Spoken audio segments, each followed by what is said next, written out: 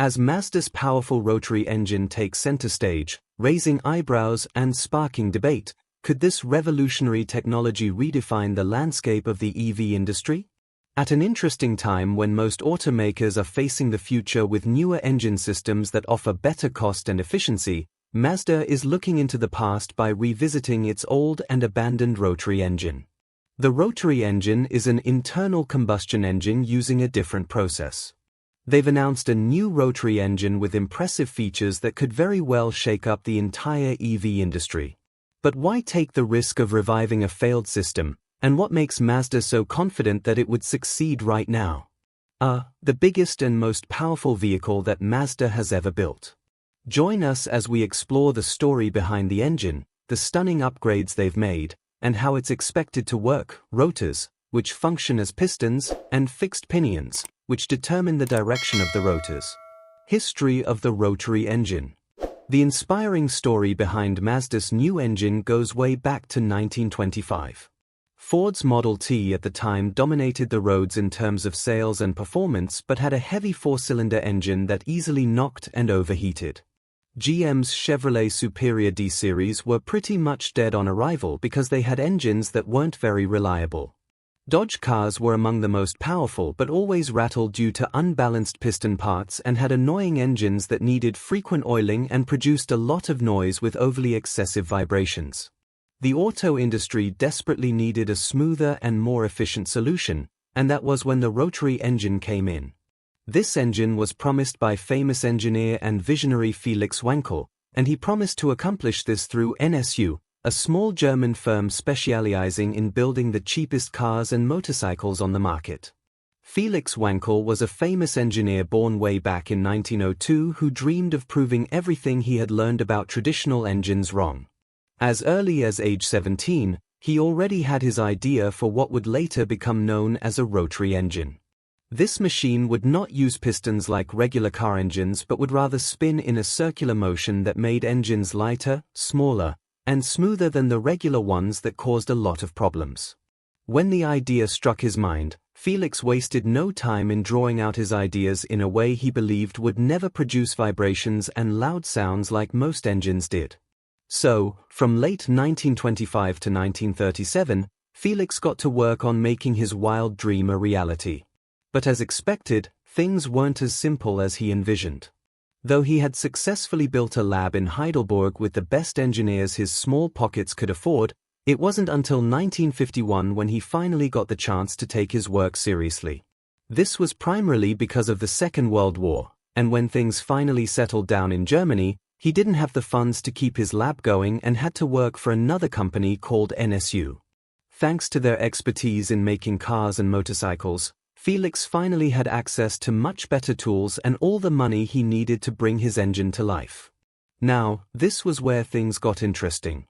By late 1957, after years of dedication and hard work, Felix Wankel's engine ran for the first time. The company watched in amazement as the engine ran in a triangle-shaped rotor spinning inside an oval chamber instead of pistons moving up and down like it was with traditional engines. Better yet, it created the same power cycles but with fewer moving parts and less weight. This meant less fuel consumption and much better efficiency. At first, the machine overheated and almost fell apart, but thanks to his partner Hans-Dieter Paschke, who made some adjustments to his earlier models, this addition worked perfectly without any of the issues that plagued the more popular engines made by Ford and GM. It was publicly demonstrated by NSU through a press conference not long after, and the event was a huge success that quickly got the attention of much bigger companies. Most of them wanted to closely observe and take notes on how the engine worked so they could produce a better version of it by themselves. But only one company wanted to support NSU to make more editions of this engine and improve them with its bigger resources. Interestingly enough, the company that wanted to help them wasn't a German firm but a Japanese carmaker based in Hiroshima called Mazda. This company was headed by Tsuneji Matsuda, and he saw the engine's potential to make Mazda's best cars stand out globally from the much bigger brands. Even though Mazda was much bigger than NSU, it too was known for making budget cars that were barely impressive to anyone. Their success was based on luck and affordability, and different new competitors were rising to take their spot. Tsuneji Matsuda hoped the Wankel rotary engine would be the key to rising higher in the auto industry, and for a while, he was correct. The first rotary engine made by Mazda was the 1967 Cosmo Sport 110S. It was relatively smaller than most marketed high-performance cars and ran on a twin-rotor engine.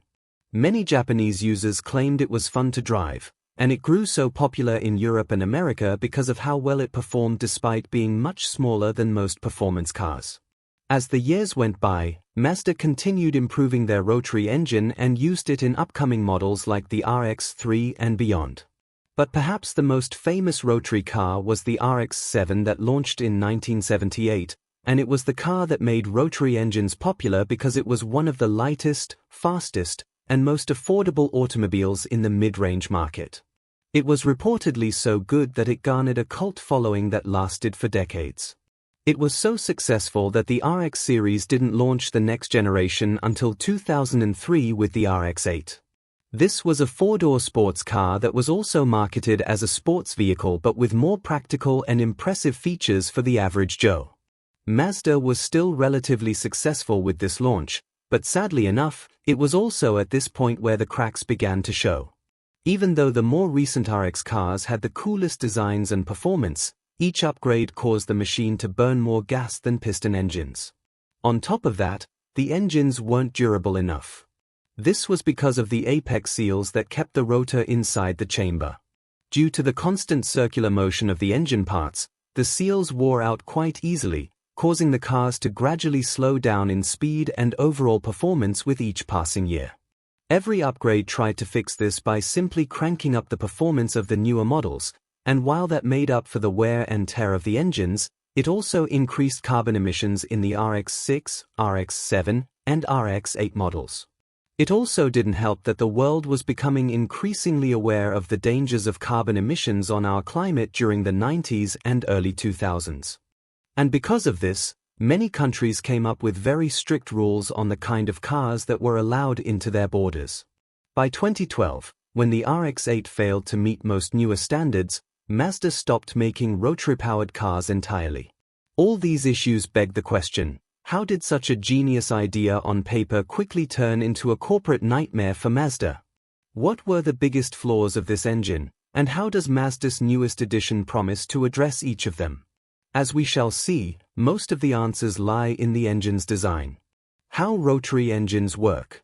As we know, a rotary engine works very differently from the kinds of auto engines we know today. Rotary engines use rotors that turn in a circular motion inside a chamber that is shaped like a rounded triangle. Traditional engines work by 4 stages of combustion. Intake, which works by pulling in air and fuel through a valve. Compression, where the engine squeezes the air and fuel in a way that gets it ready to explode. Combustion, the stage that starts by a spark that causes the explosion that pushes the pistons that drive the car forward.